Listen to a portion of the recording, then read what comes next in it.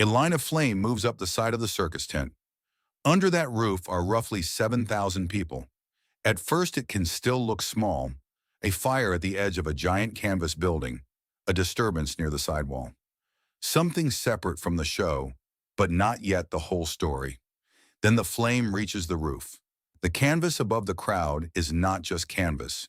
It has been treated to keep rain out of a traveling circus. Paraffin, a waxy petroleum-derived material, has been carried into the fabric with gasoline. The gasoline is expected to evaporate. The paraffin remains. The Hartford Circus fire did not become deadly because canvas can burn. It became deadly because the canvas had been taught to burn fast. On July 6, 1944, Ringling Bros and Barnum and Bailey are in Hartford for a matinee. The Big Top is a temporary public assembly space, a place where thousands gather with the scale of a building and the habits of a traveling show. NFPA reported 6,789 paid admissions and roughly 7,000 patrons under the tent. The Big Top was approximately 425 feet long and 180 feet wide, with seating for 9,048. For a few hours it becomes a temporary city. 3 rings, thousands of seats, a roof raised for a short stay. A crowd that trusts the structure because circuses have always worked this way. That trust is part of the case. A temporary building can look orderly. It can feel familiar. It can seem safe because it has been assembled, used, taken down, and assembled again.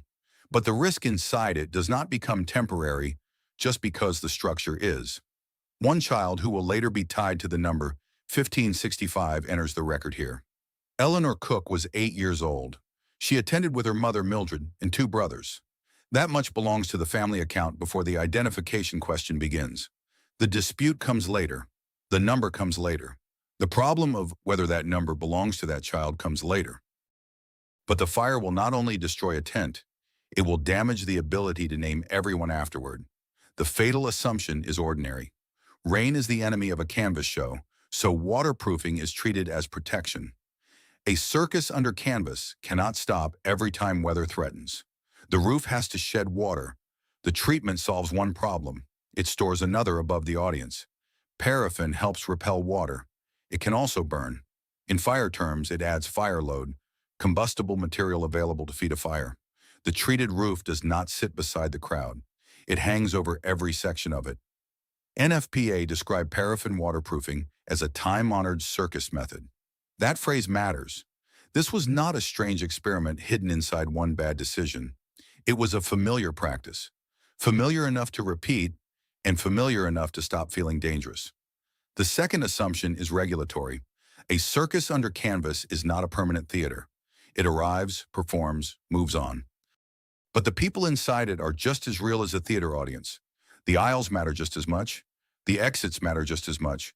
The roof matters just as much. Fire Engineering's 1945 summary would later say there was no city fire, police, or building department duty to inspect circuses under canvas. That is not a small legal detail after the fire. It is part of the environment before the fire. The crowd had the scale of a public building. The inspection system did not treat it like one. This was not the first signal in the industry. NFPA noted an earlier Big Top fire in Sterling, Illinois, in 1912 involving paraffin-coated canvas. Hartford was not a risk with no past. Fire protection people had a prior example. But a prior example only matters if it changes what is allowed to happen next.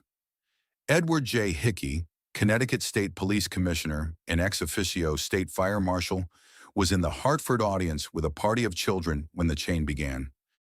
He would later conduct the official investigation. Before that, he was inside the same temporary public space as the crowd.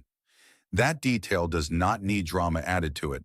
It matters because the official inquiry began with proximity. The man who would later examine origin and cause was first one of the people under the tent. In Hartford, the warning had already been mixed into the roof. A July 7 investigation statement, preserved in the Circus Fire 1944 archive, described the treatment as 3 to 4 parts gasoline to 1 part paraffin. NFPA would later note that the gasoline solvent likely evaporated, leaving paraffin residue. That is the mechanics of the hazard. Gasoline carries the waxy material into the fabric. Time removes much of the solvent.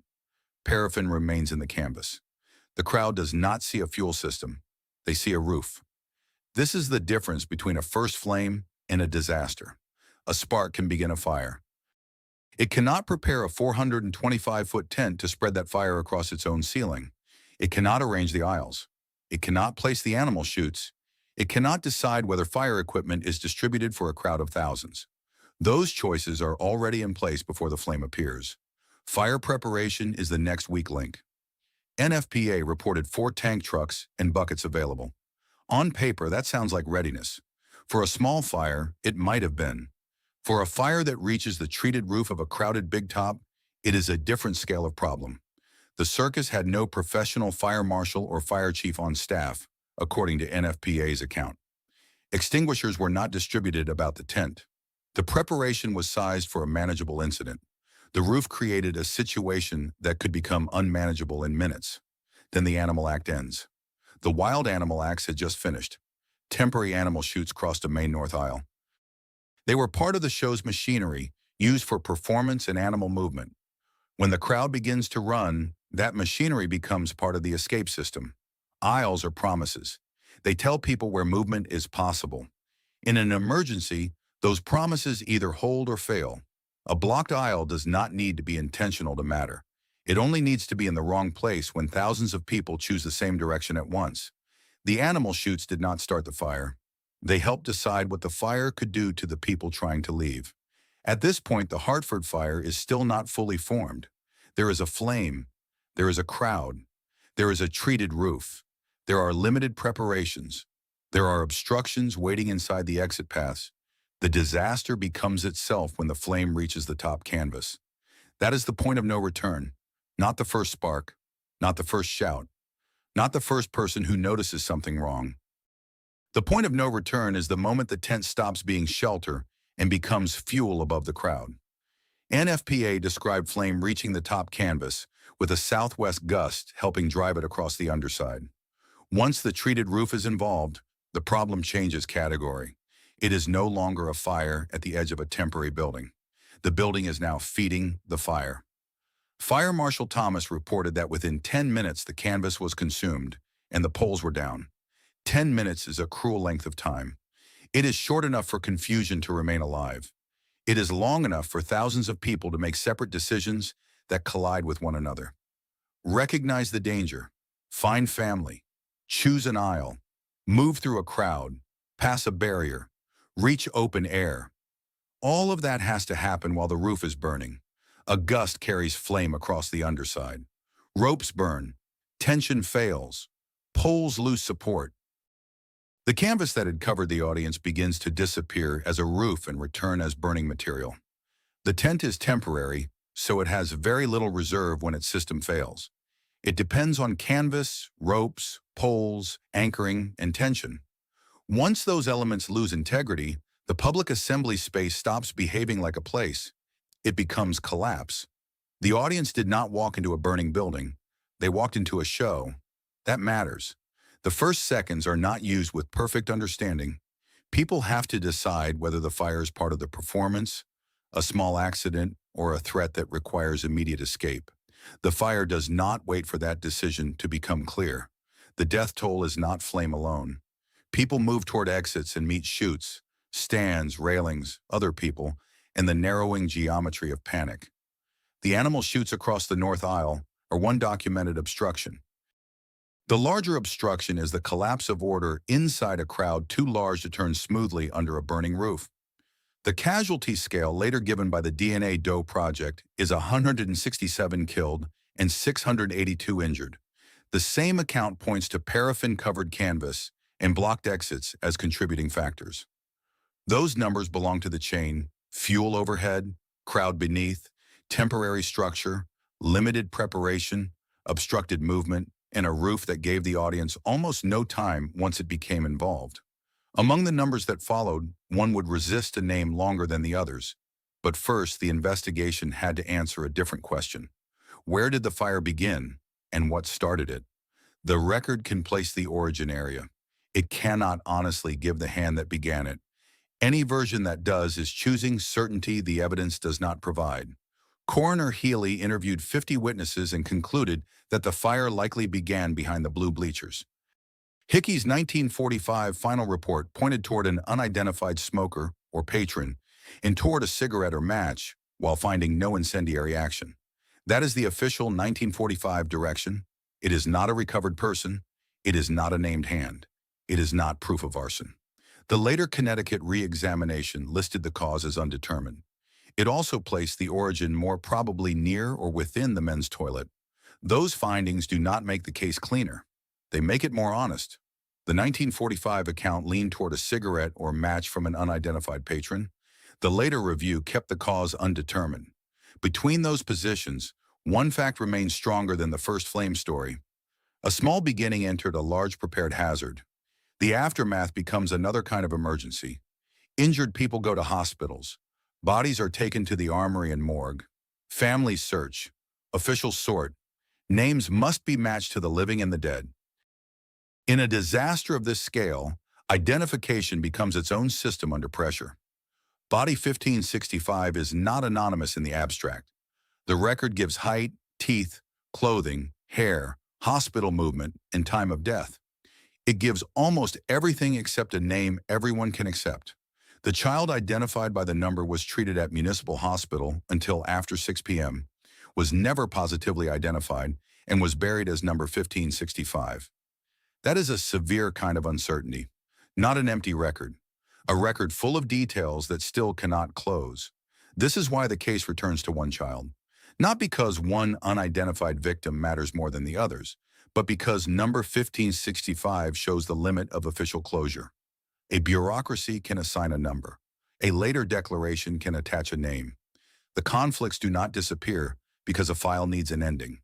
Fire Engineering's 1945 summary said the coroner held circus officials and employees guilty of criminal negligence. It also exposed the municipal gap. No city fire, police, or building department duty to inspect circuses under canvas. The court record and the inspection record point in the same direction.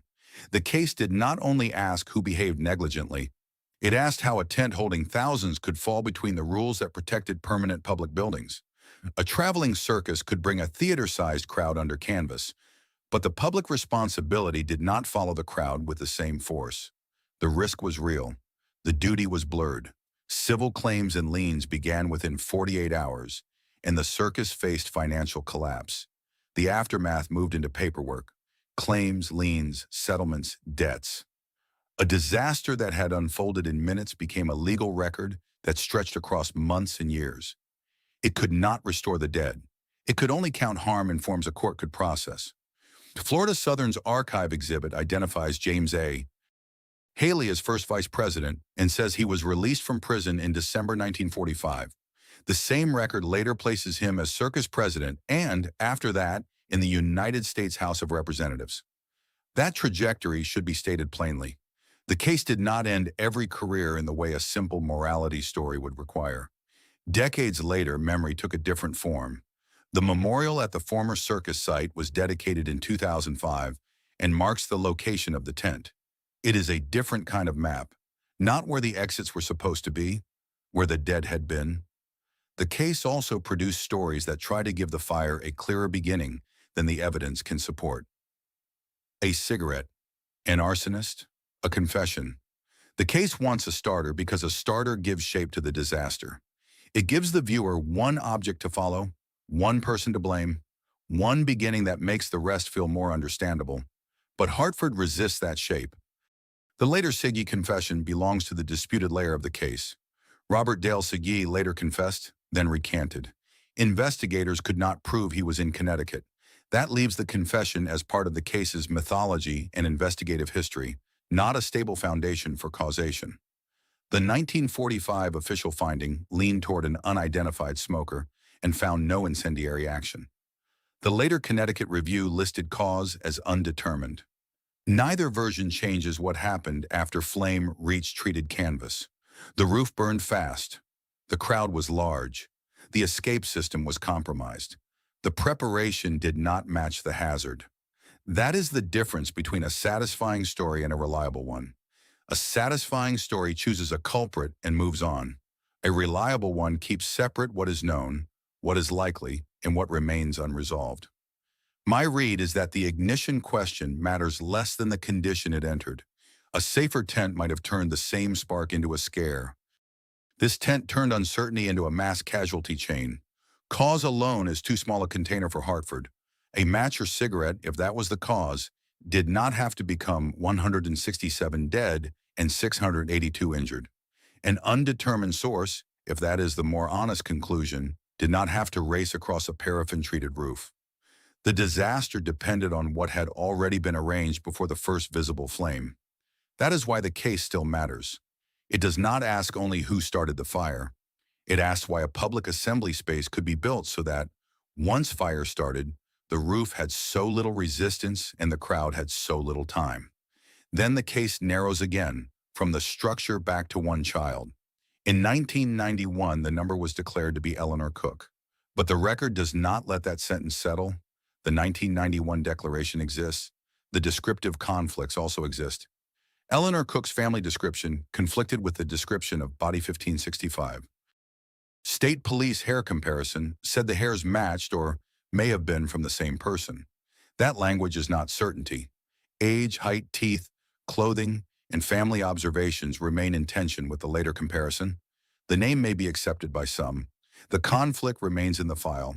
Modern DNA work has reopened other unidentified Hartford victims and then paused for lack of usable DNA. The DNA Doe Project's 2019 to 2021 work on 2 unidentified victims is on indefinite hold because DNA extraction was insufficient. The technology changed. The question did not vanish. So the Hartford Circus fire remains 2 cases at once. One is the physical disaster, a treated canvas roof, a fast flame, a temporary structure, blocked movement, limited preparation, and an official record that cannot honestly name the firsthand. The other is the identification case left behind by the damage. The fire was fast enough to consume a tent in minutes. The record has lasted much longer. And one file still does not rest. The case closes where the record still refuses to close, with a numbered girl, a name some people accept, and a question the fire never gave back.